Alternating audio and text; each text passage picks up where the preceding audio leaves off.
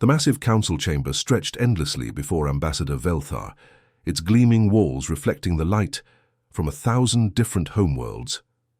Representatives from 12 of the galaxy's most powerful species sat in their designated sectors, their forms as diverse as the stars themselves.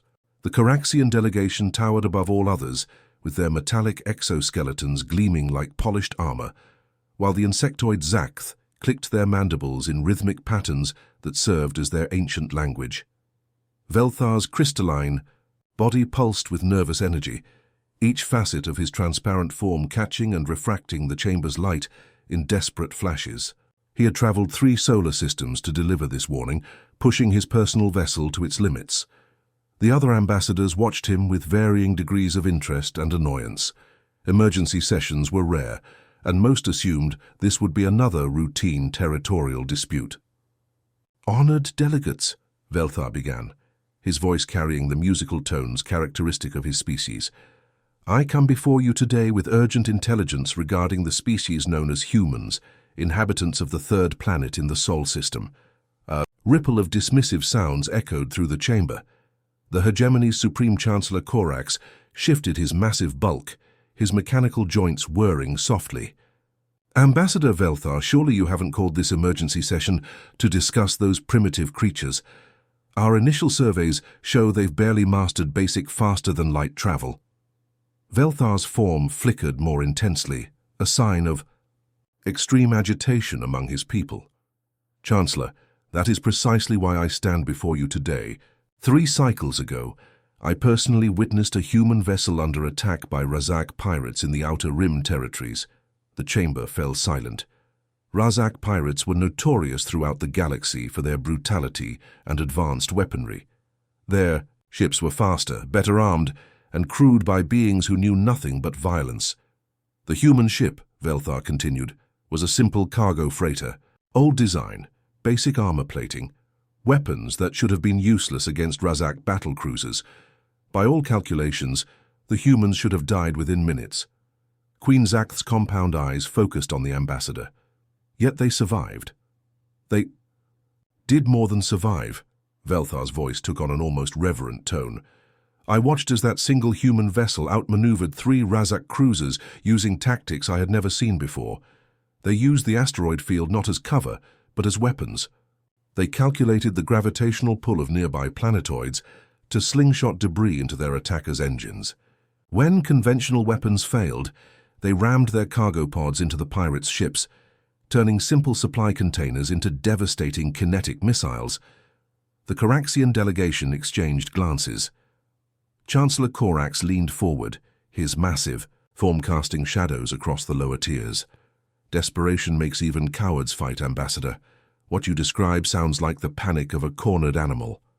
"That's exactly what terrifies me," Velthar replied, his crystalline body now pulsing with urgent light patterns. "But there's more. When the battle ended and I approached to offer assistance, the human captain wasn't celebrating victory. He was already studying the wreckage, taking samples of Razak technology, analyzing their weapons systems. Within hours, his crew had reverse-engineered key components of their attackers' equipment." A murmur of interest rippled through the assembly. The ability to quickly adapt alien technology was rare and valuable in galactic politics. "Furthermore," Velthar pressed on, "when I spoke with this captain, he asked me questions about galactic politics, trade routes, military structures. Questions that showed a mind constantly thinking, constantly planning. He wasn't just interested in survival. He was already thinking about expansion, about humanity's place among the stars." Supreme Chancellor Corax's mechanical voice boomed across the chamber. "You speak of a single encounter, Ambassador. 1 ship, 1 crew. Even if your assessment is correct, what could one primitive world possibly do against the combined might of the Galactic Council? Because they're not just one world anymore." Velthar's form flashed brilliant white. "Our intelligence networks report human colonies spreading across 17 systems, generation ships launching monthly, and every single human settlement shows the same pattern: rapid technological advancement, military organization, and an unsettling interest in their neighbors' capabilities." The chamber erupted in discussions as delegates conferred with their advisors. The idea that a newly spacefaring species could pose any real threat seemed absurd to most. They had witnessed the rise and fall of dozens of young civilizations over the millennia. Queen Zacht's voice cut through the noise. Even if your concerns have merit, Ambassador, humanity remains confined to a small sector of the galaxy. They lack the infrastructure for serious military action. Which is why I propose we establish diplomatic relations now, while they're still willing to negotiate, Velthar pleaded. Once we demonstrate hostile intent, I fear we'll awaken something terrible. Chancellor Corax stood to his full imposing height. Ambassador Velthar, your caution, while admirable, is misplaced. The vote has already been decided in preliminary sessions. Humanity will be brought into the Council's sphere of influence through standard subjugation protocols. They will serve as a client species, as have hundreds before them. You don't understand, Velthar's voice cracked with desperation. Humans don't just fight to survive, they fight to win. And they learn from every battle, every defeat, every small victory. If we move against them with hostile intent, we won't be facing the same species that struggled against pirates. We'll be facing something that has adapted, evolved, and prepared. The vote was called. One by one, each delegation cast their decision. 12 species voted for conquest. Only Velthar abstained, his crystalline form dimming with the weight of terrible knowledge. As the session ended and delegates began filing out, discussing logistics and troop deployments, Velthar remained motionless in his chamber seat. He had done everything possible to warn them. Now he could only watch as the galaxy's most powerful alliance prepared to make the greatest mistake in its history. The humans were coming, whether the Council wanted them to or not. The bridge of the UES Defiance hummed with nervous energy as Admiral Hyunwoo gazed at the tactical display showing thousands of red dots descending toward Earth. Each dot represented an alien warship, and together they formed the largest invasion fleet in galactic history. The combined forces of 12 species had arrived with overwhelming superiority, their sleek vessels cutting through space like predators closing in on helpless prey. Admiral, incoming transmission from the lead vessel, reported communications. Officer Minji, her voice steady despite the tremor in her hands. They're broadcasting on all frequencies. The main screen flickered to life, revealing the imposing figure of Supreme Chancellor Corax. His metallic exoskeleton gleamed under the harsh lighting of his command bridge, and his mechanical voice carried the weight of absolute authority.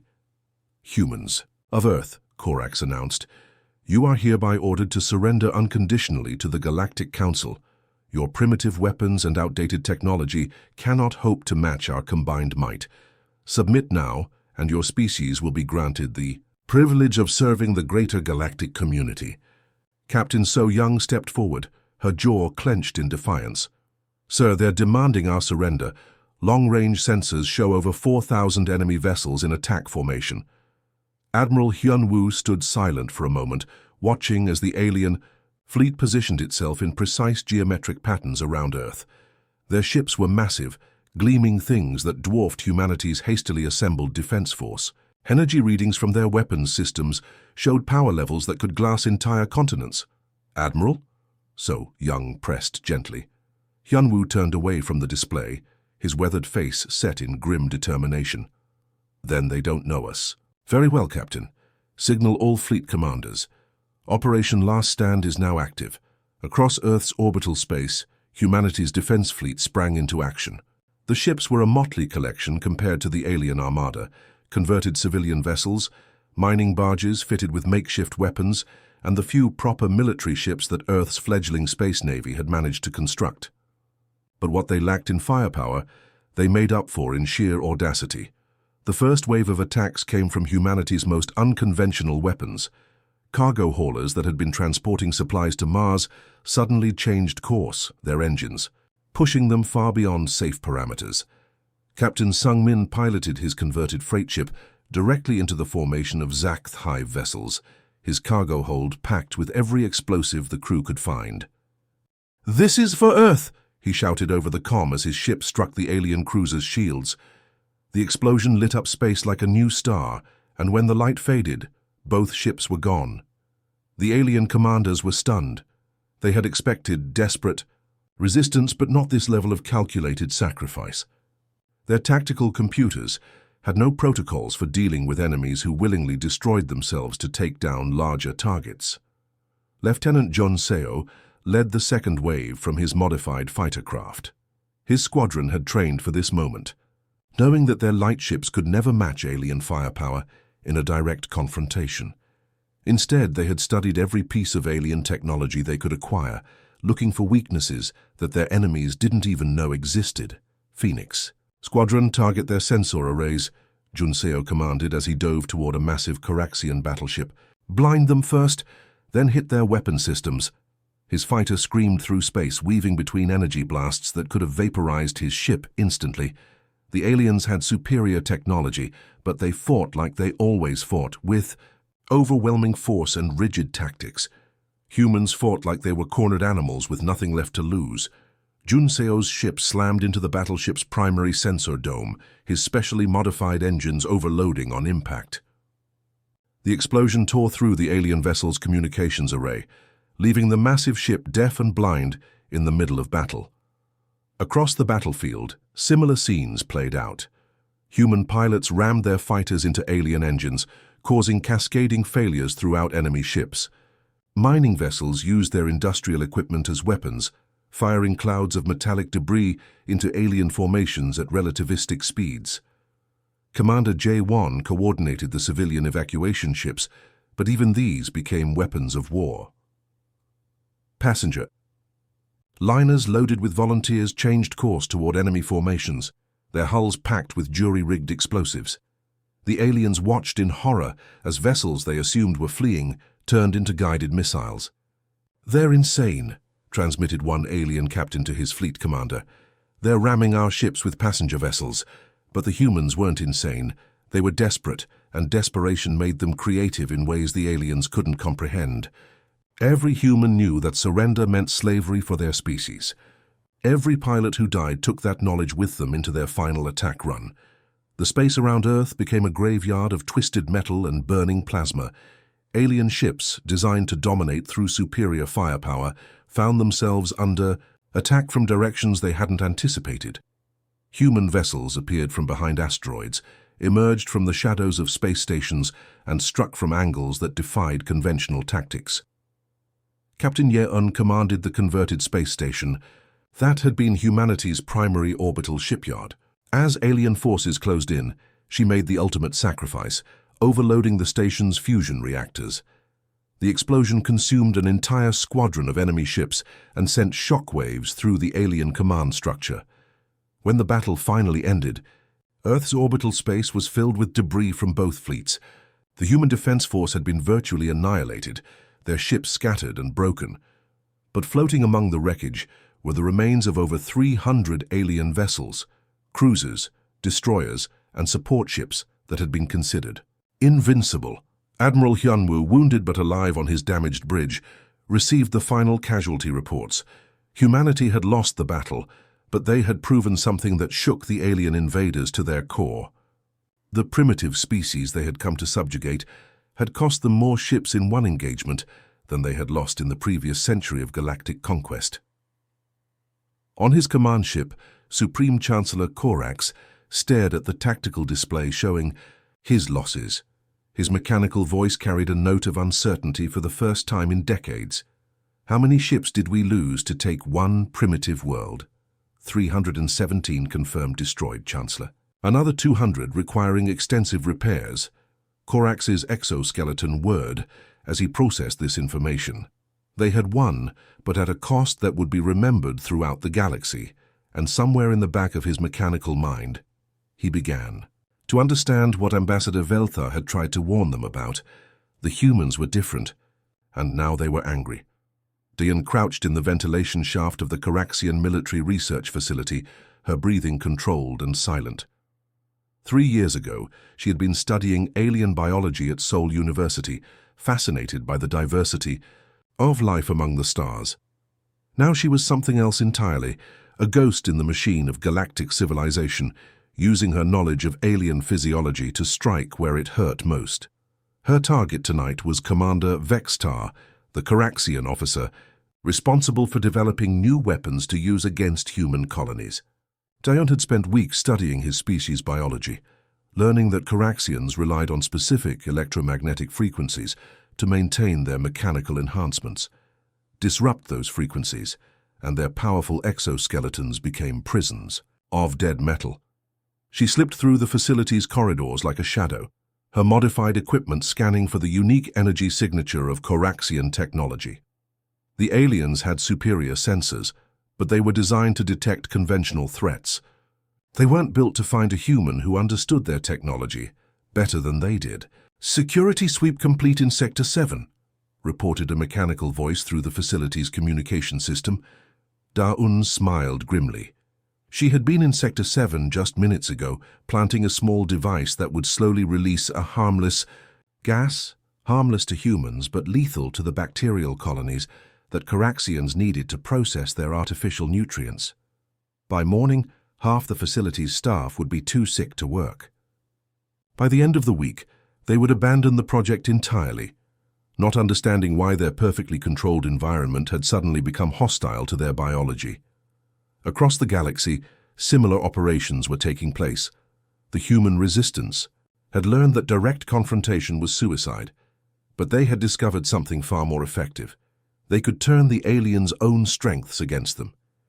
Every species in the Galactic Council had weaknesses, biological and technological vulnerabilities that they had never needed to consider before. On the mining world of Kepler 442b, Tae-Hyung stood before a gathering of Zalarian workers, his voice carrying across the underground cavern where they met in secret. The Zalarians were one of the Council's oldest client species, enslaved for over 8 centuries and forced to extract rare minerals from dangerous worlds. "For 800 years you've been told that resistance is impossible," Tae-Hyung said, his words translated by a stolen Council communication device. "You've been told that the Council's technology is too advanced, their fleets too powerful, their control too complete." The Zalarian workers listened with growing excitement. These beings were humanoid, but covered in scales that changed color with their emotions. Right now, those scales were shifting from the dull gray of despair to the bright blue of hope. But 3 years ago, humans proved something important, Tae-Hyung continued. "We showed that the Council can bleed. Their ships can be destroyed, their plans can be disrupted, and most importantly, their control can be broken." He activated a holographic display showing recent news from across the galaxy. Human-led resistance cells had successfully liberated 12 worlds in the past 6 months. Each victory inspired others, creating a cascade effect that the Council couldn't contain. "The humans offer you something the Council never has," Tae-Hyung said. "They offer you partnership, not slavery, freedom, not submission. They ask you to fight not for them, but alongside them." An elderly Zalarian worker stepped forward, his scales now showing the bright green of determination. "What do you need?" "From us?" "Information about Council supply routes, technical specifications for their mining equipment, and most importantly, the courage to tell other worlds that change is possible." Within days, the Kepler 442b mining operation ground to a halt as Zalarian workers began systematic sabotage of their own equipment. But more importantly, they used their positions in the Council's supply chain to spread word of the human resistance to dozens of other enslaved worlds. The message was simple but revolutionary. The Council was not invincible. In the grand chambers of the Galactic Council, Ambassador Velthar watched the emergency session with growing dread. Representatives from 12 species sat in heated discussion, their voices creating a cacophony of anger and fear that would have been unthinkable just months ago. "The Rigel system has fallen to human-led insurgents," reported Intelligence Director Moxran, his insectoid form clicking nervously. 3 industrial worlds have declared independence and expelled our occupation forces. "How is this possible?"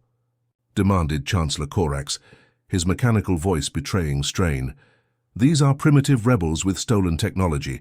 They should not be capable of coordinating attacks across multiple star systems." "Sir, the humans aren't just fighting us directly," Moxran replied. "They're teaching other species to fight. They're sharing technology, providing tactical training, and worst of all, they're spreading ideas. Queen Zaxth's compound eyes focused on the display, showing rebel activity across the galaxy. Red markers indicated worlds in open revolt, while yellow markers showed systems with significant insurgent activity. The map looked like a disease spreading through the Council's territory.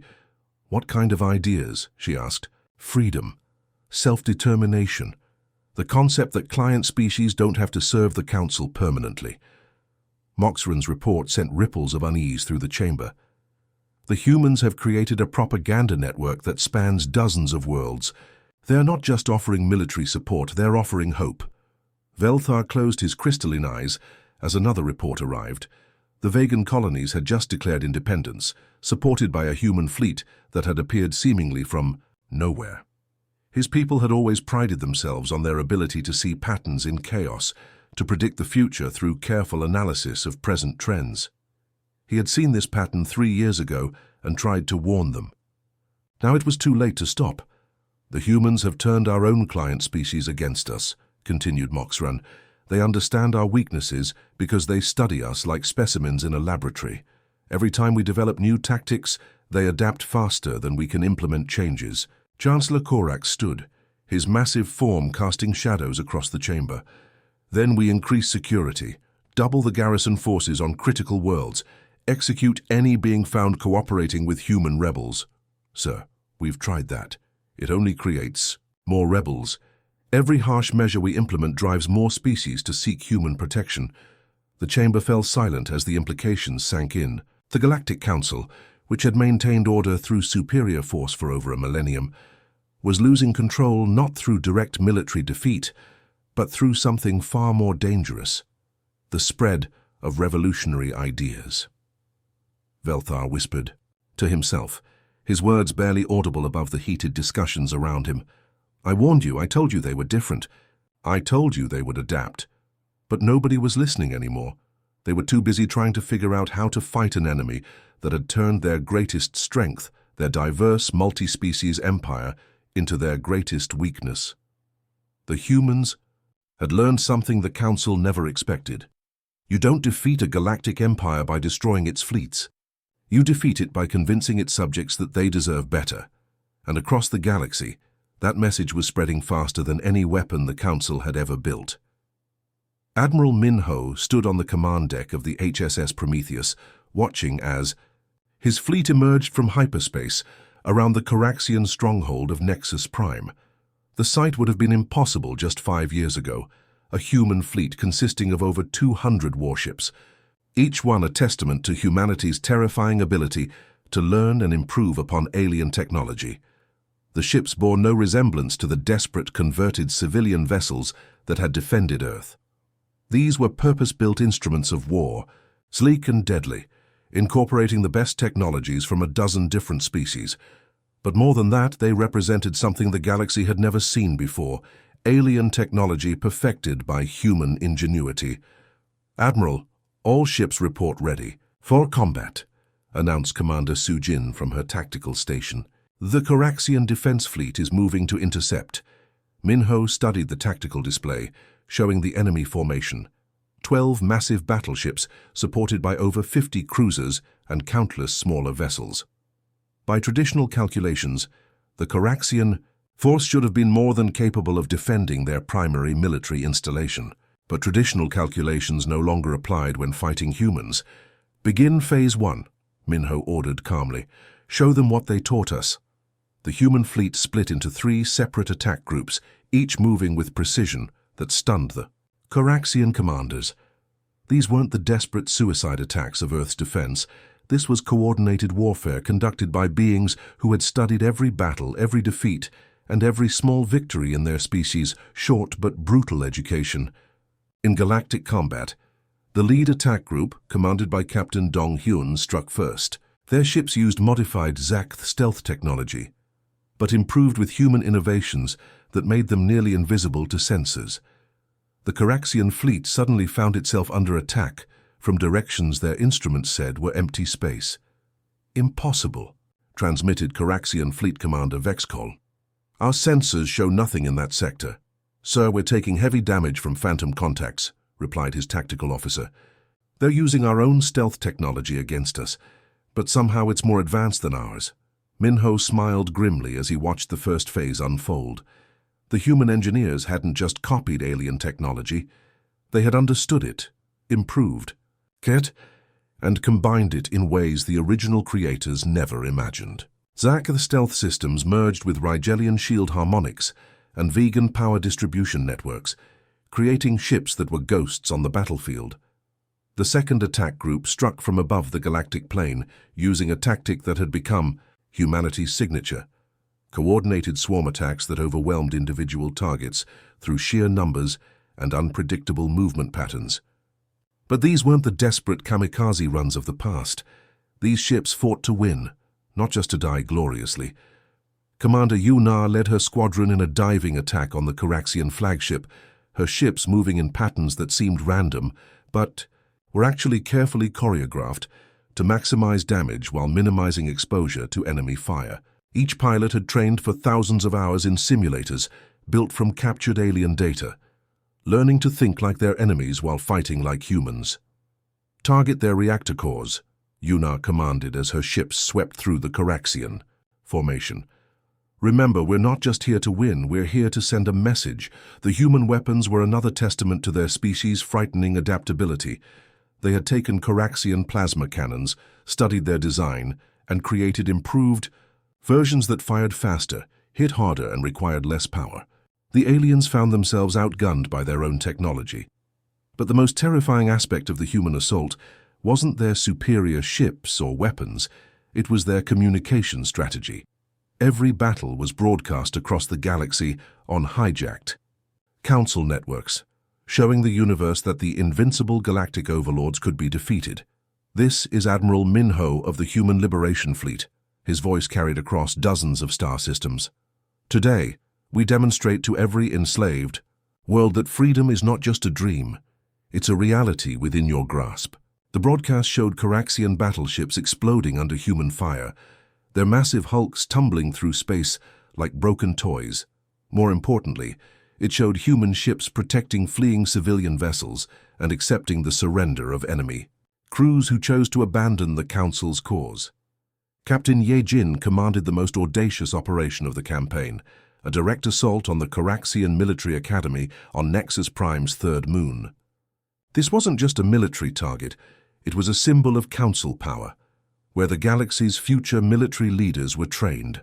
"Phoenix Wing, begin your approach," Ye Jin ordered, as her strike force descended toward the Academy's defensive perimeter. The facility was protected by orbital weapons platforms and energy shields that should have made assault impossible. Should have. Ye Jin's ships didn't attack the shields directly. Instead, they used modified Rigelian quantum torpedoes to create microscopic wormholes in the shield matrix, a technique that required perfect timing and mathematical precision that pushed both human and alien technology to its limits. "Shields are fluctuating," reported her tactical officer. "We have a window. All ships execute Ruby Protocol," Ye Jin commanded. The human strike force poured through the momentary gaps in the Academy's defenses like water through cracks in a dam. Their ships were smaller and faster than traditional assault vessels, designed for rapid deployment and maximum psychological impact. The Academy's defensive systems were sophisticated but rigid, designed to repel conventional attacks. They couldn't adapt quickly enough to counter human tactics that seemed to change with every passing minute. Students and instructors who had spent years studying the art of galactic warfare watched in horror as their supposedly impregnable fortress fell within hours. But Ye Jin's most devastating weapon wasn't military, it was psychological. She broadcast the entire assault live, showing the galaxy's future military leaders fleeing in panic from human forces. The message was clear. If the Council's best and brightest couldn't stand against humanity, what hope did ordinary worlds have of resisting human-led liberation movements? The impact was immediate and catastrophic for the Council. Within days of the Nexus Prime assault, 3 entire species, the Altarians, the Cetians, and the Draconis Confederation, formally withdrew from the Galactic Council Alliance. Their representatives cited irreconcilable strategic differences, but everyone understood the real reason. They were terrified. Ambassador Velthar watched the emergency council session with a mixture of sorrow and vindication. The chamber that had once buzzed with confident discussion now echoed with panicked arguments and desperate proposals. "We underestimated them," admitted Queen Zakth, her compound eyes dim with exhaustion. "They don't just fight. They learn from every encounter and adapt faster than we can respond." "It's worse than that," replied Chancellor Corax, his mechanical voice heavy with defeat.